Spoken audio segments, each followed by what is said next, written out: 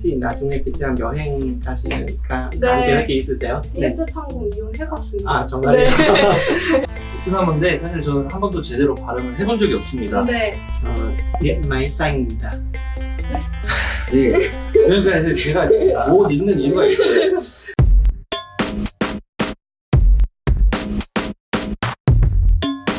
다음으로는 베트남 관광 항공 기업에 대해서 알아볼 텐데요. 최근 베트남은 관광 산업 육성을 위해서 노력을 많이 기울이고 있는 모습입니다. 네, 맞습니다. 요즘 베트남이 새로운 관광지로 부상하고 있는 만큼 관광 산업을 주목할 필요가 있겠는데요. 그런 관점에서 오늘 타세코 에어라는 기업을 좀 소개해드리려고 합니다.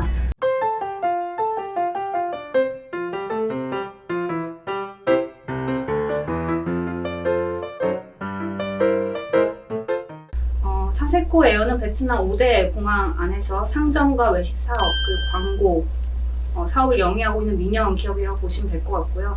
그 외 면세점이라든지 기내식 사업도 영위를 하고 있습니다. 네, 그러면 관광 관련해서 거의 모든 사업을 하고 있다고 봐도 될까요? 네. 최근에는 럭키라는 브랜드로 베트남 공항 안에서 80개의 상점과 식당을 운영을 하고 있고 북부와 중앙 베트남 지역에서 시장 점유율 30% 정도를 차지를 하고 있습니다. 특히 호텔 사업 같은 경우는 전체 매출의 한 20% 정도를 기여를 하고 있는데 2021년까지 5성급 호텔 2개를 추가로 완공할 계획을 갖고 있습니다. 그 중에서도 주목해야 될 포인트는 어떤 게 있을까요? 최근 베트남 관광객이 계속 크게 늘어나고 있기 때문에 신규 공항 건설이 굉장히 활발하게 이루어지고 있다는 점입니다. 이와 함께 타세코 에어의 공항 상점과 면세점, 외식, 광고 사업 등이 견조한 성장을 이룰 것으로 기대를 하고 있고요. 특히 공항 상점 수 같은 경우는 2017년 71개에서 작년 80개 그리고 올해 94개까지 확대될 걸로 보고 있습니다. 네, 면세점 사업도 진행 중에 있다고 알고 있는데 현재 5개의 매장에서 추가적으로 신공항에 출점하면서 매장 수가 꾸준히 늘어갈 것으로 기대하고 있습니다. 네, 기내식 사업 부분은 어떤가요? 네, 기내식 사업 같은 경우도 올해 꾸준히 양호한 실적 시현할 것으로 기대를 하고 있는데요. 타세코 에어가 지분 27% 보유하고 있는 기내식 자회사 기나 CS 같은 경우는 최근 카타르 항공, 필리핀 항공과 추가로 계약을 체결하면서 올해 기내식 사업 부분이 흑자 전환 가능할 걸로 전망을 하고 있습니다. 네, 여기까지 자세히 알아봤지만 구체적인 실적도 궁금한데요. 네, 타세코 에어 같은 경우는 ROE가 굉장히 높은 기업입니다. ROE가 작년 기준으로 32%였고요. 올해는 35%, 내년에는 36%까지 굉장히 꾸준히 개선될 것으로 기대를 하고 있습니다. 매출액 같은 경우는 작년 31% 성장했는데 올해도 30% 성장 가능할 걸로 전망을 하고 있고요. 순이익 같은 경우는 작년 10% 성장해서 올해 20% 이상 성장으로 굉장히 이익 성장폭도 높아질 걸로 기대를 하고 있습니다. 네, 잘 들었습니다. 베트남 관광산업 호황과 함께 주목할 기업 타세코 에어였습니다. 다음 기업 역시 항공 관련 기업입니다.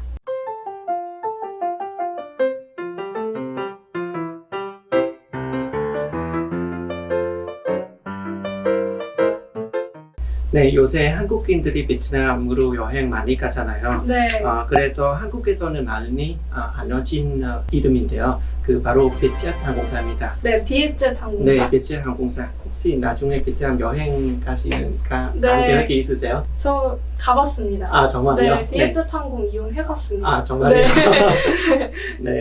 베트jet 항공사는 베트남 주식 시장에서 유일한 저가 항공사입니다. 민영 기업인데 인기가 높아서 빠른 속도로 성장하면서 이제 국내선 같은 경우 시장 점유율이 40% 넘습니다.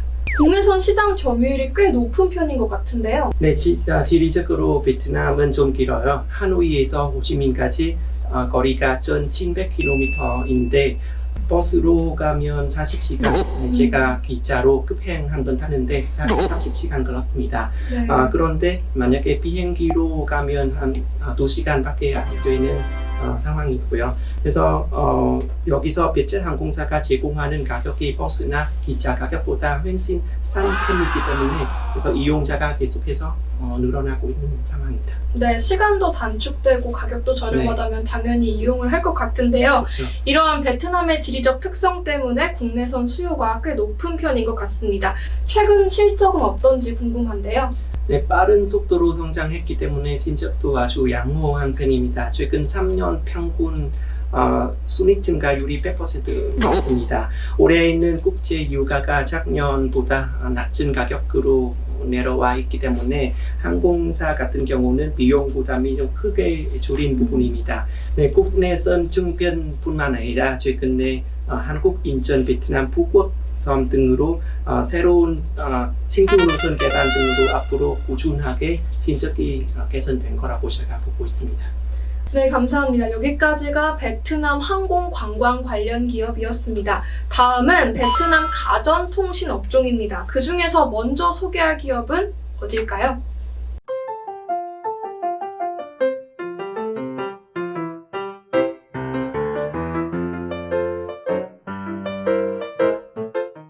네. 앞서 말씀해 주신 것처럼 베트남의 소득 수준도 지금 상승하고 있고 그리고 내수 소비 시장도 활성화가 되고 있는데요. 여기에 도시화까지 더해지면서 유통 산업의 생태계가 바뀌어가고 있다라고 저는 생각을 합니다. 네. 그 중에서 제가 소개시켜드리고 싶은 기업은요, 모바일 월드라는 기업인데요. 네. 우리나라 롯데 하이마트와 같은 기업이다라고 보시면 될 것 같습니다. 이 기업 같은 경우에는 휴대폰과 전자 가전제품 시장, 소매 유통 시장에서 시장 점유율이 각각 45% 그리고 35% 정도 된다라고 보시면 될 것 같고요. 베트남의 전자제품 유통업계의 1위 기업이다라고 보시면 될 것 같습니다. 네, 다각화된 사업을 진행하고 있다고 알고 있는데 어떤 사업을 주로 하고 있나요? 모바일 월드의 주요 사업은요, 이게 베트남어인데 사실 저는 한 번도 제대로 발음을 해본 적이 없습니다. 네. 어떻게 하죠? 예, 한번 읽어주세요. điện máy xanh.입니다. 네. 그러니까 제가 못 읽는 이유가 있어요. 그래서 이 자회사를 제가 이제 영어로 줄여서 하는 게 이제 GDD라는 게 있는데요. 네. 요거 같은 경우에는 모바일 기기 및 노트북 소매 유통을 하는 자회사고요. 그리고 DMX라는 브랜드가 있는데요. 요거 같은 경우에는 이제 가전 및 전자기기 소매 유통을 하는 브랜드고, 마지막으로 BHX라는 이제 기업 브랜드가 있는데 요거는 식품이나 일용 소비재 소매 유통업을 하고 있고요. 뭐 최근에는 온라인, 그러니까 이커머스라고 하죠. 그 시장에도 조금 들어가 있다라고 보시면 될 것 같습니다. 네, 식품 유통 사업에 대해서 조금 자세하게 설명해 주실까요? 네, 이 모바일 월드가 그 롯데 하이마트 같은 기업이긴 한데 네. 최근에 좀 각광받고 있는 사업이 식품 사업이다라고 보시면 될 것 같아요. 네. 미니마트라고 하죠. 이 사업을 하고 있는 건데, 미니마트는 베트남의 국민 소득 증대에 따른 고성장이 조금 예상이 되는 사업입니다. 모바일 월드가 이제 낙후된 유통 및 판매망을 이제 선진하는데 조금 주도 역할을 하고 있는 기업이다라고 보시면 될 것 같고요. 특히 모바일 월드 미니마트 브랜드인 BHX가 공격적으로 지금 시장 점유율을 늘려가고 있는 과정이다라고 보시면 될 것 같고요. 2017년도에 280개 정도의 매장이 있었는데 2018년 3분기 말 기준해가지고 409개까지 늘렸다라고 보시면 될 것 같습니다. 네, 가전통신 유통뿐만 아니라 미니마트 유통 사업도 활발하게 펼치고 있는 모바일 월드였습니다. 다음 소개할 기업은 베트남의 대표 통신 기업 FPT입니다.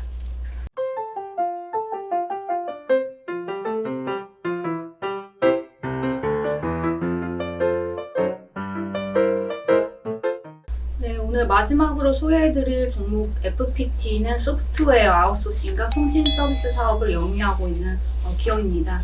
특히 통신 사업 경우에는 베트남 3대 통신사 중에 하나이고요. 유무선 통신, 그리고 IPTV 서비스 제공을 통해서 매출을 창출하고 있습니다. 네, 현재 상황은 어떤가요?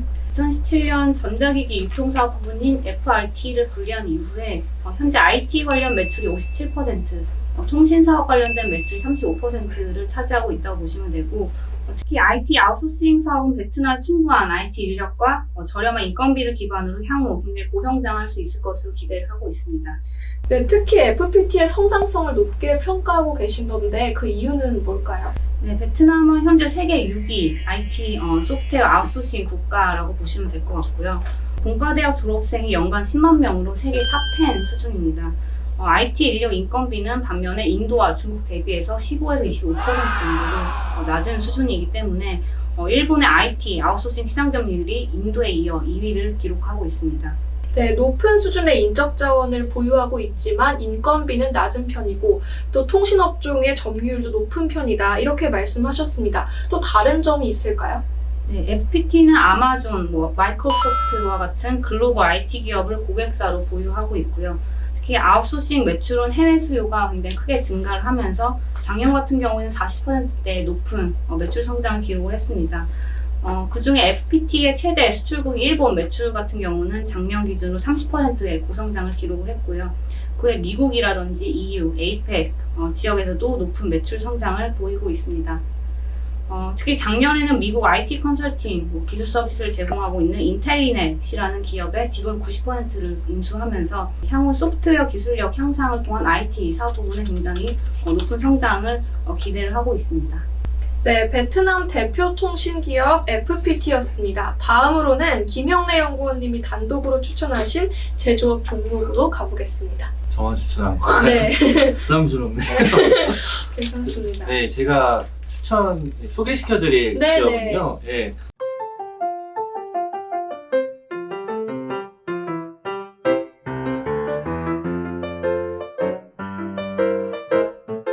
마산그룹입니다. 네네. 이 마산그룹 같은 경우에는 베트남의 필수 소비재 산업의 대표 민간 기업이다라고 보시면 될 것 같고요.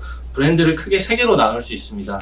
마산 컨슈머 홀딩스 HCM이라고 하죠. 그리고 마산 뉴트리사이언스, 그리고 마산 리소스가 있겠습니다. 네, 다양한 사업을 구성하고 있는데 역시 마산 컨슈머 홀딩스 HCM에 대해서 자세하게 설명 부탁드리겠습니다. 베트남 요리를 드신 분은 아시겠지만 베트남 음식을 딱 먹어보면 약간 감칠맛 나는 맛이 있잖아요. 네, 이제 그게 그 느엉맘이라고 하는 건데 이제 우리 액젓이다라고 네. 보시면 될 것 같아요. 멸치 액젓. 예, 멸치 액젓. 네. 그거를 만드는 회사고요. 네, 그리고 또 느억정이라고 해가지고 간장도 만든다라고 보시면 될 것 같습니다. 그 시장 점유율만 보시면 이게 75% 정도 되기 때문에 거의 독점해 놓은 시장이다. 마산그룹이 독점한 시장이다라고 보시면 될 것 같고요. 마산그룹은 베트남 음식료 업체 중에 총 3위를 기록하고 있다라고 보시면 될 것 같습니다. 네, 그런데 마산그룹이 소비재 시장뿐만 아니라 금융시장에도 참여하고 있나요? 태콩뱅크를 통해서 높은 성장성을 유지하고 있는 베트남 금융시장에 지금 참여하고 있는데요. 제가 마산그룹 관계자들분과 얘기를 해보면은 베트남 분들은 금융시장도 소비재로 보시더라고요. 그러니까 그 ATM기를 사용한다. 약간 이걸 리테일 쪽으로 보시기 때문에 이것도 필수 소비재와 좀 엮어서 사업을 영위하고 있다라고 보시면 될 것 같고요. 소비재 사업 부분은 마산그룹의 방대한 유통망이나 그리고 상품 라인업 그리고 파트너십 등을 토대로 2019년도에도 두 자릿수의 성장률을 기록할 거다라고 보고 있습니다. 네, 소비재 사업을 영위하는 마산그룹인데요. 그런데 아직 수치상으로 보면 베트남 소비시장이 본격적으로 활성화된 단계는 아니다. 이렇게 보여집니다. 그래서 더욱 소비시장 성장 잠재력을 높게 평가하시는 건가요? 네, 그렇습니다. 베트남의 GDP는 중국이나 한국을 비교했을 때 굉장히 낮은 수준이죠. 1인당 GDP로 봤을 때도. 그러나 이 점을 고려하면은 베트남 소비시장의 잠재력이 충분하다라는 걸 설명할 수 있게 되거든요. 특히 베트남의 소비자들의 소비 패턴이 과거에는 재래시장에 많이 가서 소비를 했다면은 최근에는 현대식 유통업체에 가서 쇼핑을 많이 한다라는 점이죠. 그렇게 되면은 좀 더 클린한 음식을 제공하고 있는 마산그룹이 수혜를 받을 거다라고 보는 거고요. 특히 마산그룹은 3F라고 합니다. 그러니까 피드, 팜, 푸드. 그러니까 자기가 키워서 음식으로 만든다. 모든 과정을 다 만드는 시스템을 구축을 해놓기 때문에 소비자들이 원하는 그런 신선한 제품들을 이렇게 공급해줄 수 있는 기업이 마산그룹밖에 없다라고 생각을 합니다. 네, 그렇습니다. 그런데 마산그룹이 광산 산업 부문인 마산 리소스를 살펴보면은 텅스텐 가격 하락 우려가 있습니다. 원자재 가격 같은 경우에는 워낙 변동성이 높기 때문에 이게 리스크로 좀 꼽힌다라고 봅니다. 네. 하지만 베트남이 중국을 제외하면 세계 최대 텅스턴 공급 국가거든요. 이런 거에 한번 집중을 해보자라는 겁니다. 중국 정부 같은 경우에는 환경 보호를 목적으로 텅스턴 채굴 제한을 고려하고 있다는 얘기가 나오고 있고요. 그렇게 되면은 광물 자원 생산을 영위하는 마산 리소스가 좀 수혜를 받으면서 매출이나 실적이 좀 개선되지 않을까라고 전망을 하고 있습니다. 네, 잘 들었습니다. 김형래 연구원님이 단독으로 소개해주신 필수 소비재 분야의 마산그룹이었습니다. 자, 이제는 공식 질문이 되어버린 가장 추천하고 싶은 종목 한 가지를 선정하는 시간이 돌아왔습니다.